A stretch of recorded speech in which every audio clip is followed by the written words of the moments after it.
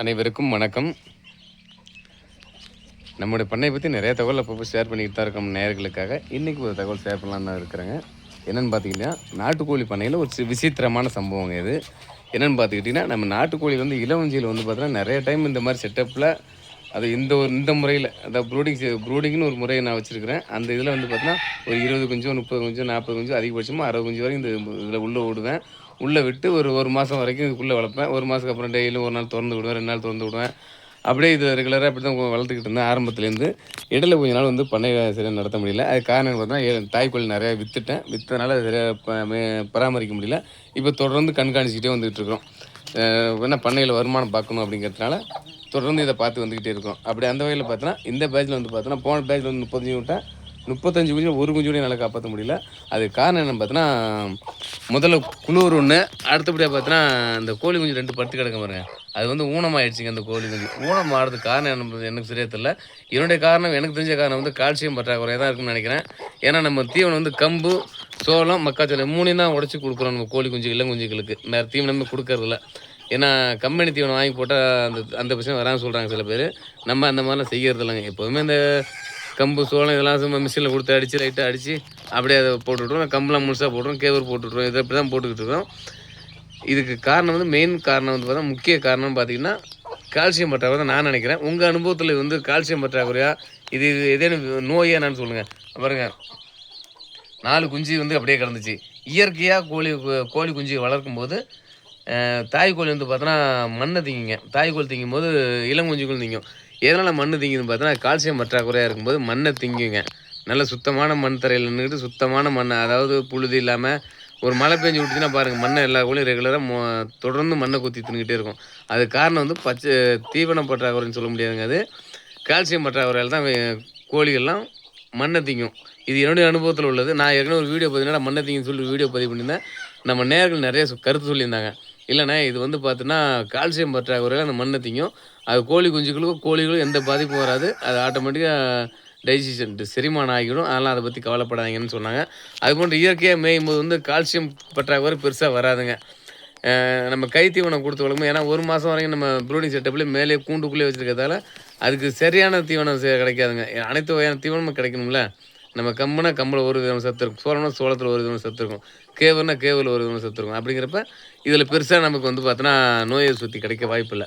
சரி, அதனால் பார்த்தோன்னா 1 மாதம் நோய்க்கு ஆக போகுது. அதெல்லாம் கீழே திறந்து விட்டால் ஏதோ 2 புழு பூச்சிகளோ அல்லது மண்ணையோ குத்தி தின்னுட்டு கால்சியம் பற்றாக்குறை நீங்கிடும் அப்படின்னு நம்பிக்கையில் இன்றைக்கி தான் முதல் முறையாக கோழிகளை கீழே இறக்கி விட்ருக்கேன். கீழே இறக்கி விட்டதில் பார்த்தோன்னா மொத்தம் 6 குஞ்சு இந்த ஊனமாக இருந்துச்சு. இறக்கி விட்டதுக்கு பார்த்தா 3 குஞ்சு நல்லாவே நடக்குது, 2 குஞ்சு சுத்தமாக நடக்க மாட்டேங்குது. இந்த 2 குஞ்சு முதல்ல கிடக்குது பாருங்கள். இந்த 2 குஞ்சு சுத்தமாக இன்னும் நடக்கலை. பார்ப்போம், இன்னும் ஈவினிங்குள்ளே எதோ நடக்கிறது வாய்ப்பு இருக்கான்னு பார்க்கலாம். பாருங்க, ஏதோ புழுவோ ஏதோ பூச்சி கொஞ்சம் ஈரமாக இருக்கல செட்டுக்குள்ளே மழை பெஞ்சதால். அதில் எதையோ சீச்சி போட்டு ஏதோ 2 பொறுக்கி கொடுக்கும் தாய்க்கோழி வந்து இளங்குஞ்சுகளுக்கு. ஸோ இப்படி வச்சுன்னா இயற்கையாக வளரும்போது நோய் வர்றதுக்கு கொஞ்சம் குறைவு தாங்க. இது வந்து என்னுடைய அனுபவத்தை தான். இது நீங்களும் கண்டிப்பாக கோழி பண்ணை வச்சுன்னா மேய்ச்சல் முறையில் வளர்க்குறவங்க அல்லது அதாவது செயற்கையாக தீவனம் கொடுத்து வளர்க்குறவங்க கண்டிப்பாக இது போன்ற அனுபவம் உங்களுக்கு கிடச்சிருக்கும். நான் சொல்கிற அனுபவம் நியாயமான கருத்தாக நான் நினைக்கிறேன். அல்லது தவறான கருத்தாக இருந்தாலும் கமெண்டில் தெரிவிங்க, நானும் தெரிஞ்சுக்கிறேன். சரியான கருத்தாக கண்டிப்பாக என்னோட கருத்து கண்டிப்பாக 100% உண்மையான கருத்தான். அடுத்தபடி அங்கேருந்து வந்தீங்க பார்த்தீங்கன்னா நம்ம ரெகுலராக தொடர்ந்து ஒரு என்னோட கோழி குஞ்சு முட்டைகளை அடைமான வச்சு அடை வச்சு என்னோட பார்த்தோன்னா சரி 5 நாள் ஆயிடுச்சுங்க. நம்ம தாய் கொள்ளலாம் அடையில் கிடக்குது. எல்லாமே ஒரு பிரச்சனையும் இல்லைன்னு நினைக்கிறேன் இது வரைக்கும். ஏன்னா அது அப்பப்போ இது நம்ம மூடாமல் வச்சுருக்கிறதால பார்த்தோன்னா அது பாட்டுக்கு தானாக பசிச்சுன்னா தீவனம் நீங்கள் ஓடி போயிடும். தீவனம் குடிச்சு திரும்ப வந்து அடையில் விழுந்துடும். இதில் என்ன ஒரு பிரச்சனை பார்த்தோன்னா, நான் ஆரம்பத்துலேருந்து ஒரு 12 மட்டும் தான் வச்சுருந்தேன். ஆனால் இப்போ அதிகப்படியாக இருக்கும். எப்படின்னு பார்த்தா 2, 4, 6, 8, 10, 12, 14, 16, 18, 19 முட்டை. என்ன காரணம் பார்த்தீங்கன்னாக்கா 2 கோழி அடையிலே விழுவ மாட்டேன்ருச்சுங்க. பார்த்தீங்கன்னா தெரியும். எல்லாத்துக்கும் சேர்த்து தான் நம்ம ஒரு 8 செட்டப்பில் வச்சுருந்தோம். 8ல் வந்து பார்த்தீங்கன்னா 2 கோழி அடையில் விழுவவே இல்லை. அதனால் நம்ம என்ன பண்ணோம், அந்த கோழி முட்டையெல்லாம் வந்து எடுத்து இன்னொரு தாய்க்கோழி சேர்த்து விடலாம்னு சொல்லி எல்லா கோழியும் அப்படியே நிறைய முட்டையை அடுக்கிட்டோம். ஸோ இப்படி அதிகப்படியான முட்டை எடுக்கும்போது 1-2 கூடு வரதுக்கு வாய்ப்பு இருக்குதுங்க. அதே வந்து பார்த்தோன்னா அதிகபட்சமாக ஒரு 15 முட்டை வச்சுன்னா எந்த பிரச்சனையும் இல்லாமல் 15 குஞ்சு அப்படியே அட்டகாசமாக பொரிச்சிடும். நம்ம வந்து அதிகப்படியான முட்டை வச்சுருக்கிறதால இது எத்தனை குஞ்சு பொரிக்கும்னு சொல்லி நமக்கு சரியாக கணக்கு தெரியல. இது பொரிச்சதுக்கப்புறம் சொல்கிறேன். இதுலேயும் ஒரு 17 முட்டை 18 முட்டை நெருக்கி இருக்கும். அதில் இப்போ அதிகப்படியான குஞ்சு பொரிக்கிறதுக்கு வாய்ப்பு இல்லை. 1 2 கூல் ஆகிறதுக்கு வாய்ப்பு இருக்குது. ஏன்னா தாய்க்கோழி அடை வைக்கும்போது மிஷினை விட தாய்க்கோழி அடை வைக்கிறது 100% 100% பொரிப்பு திறன் நல்லாவே இருக்குது. இதனுடைய அனுபவ கருத்தான். அதனால தான் இந்த பேட்சில் வந்து நம்ம தாய்க்கோழி அடை வைக்கலாம்னு சொல்லி அதிகப்படியான தாய்க்கோழி ஒரே நேரத்தில் அடை வைக்கலாம்னு பார்த்தேன்.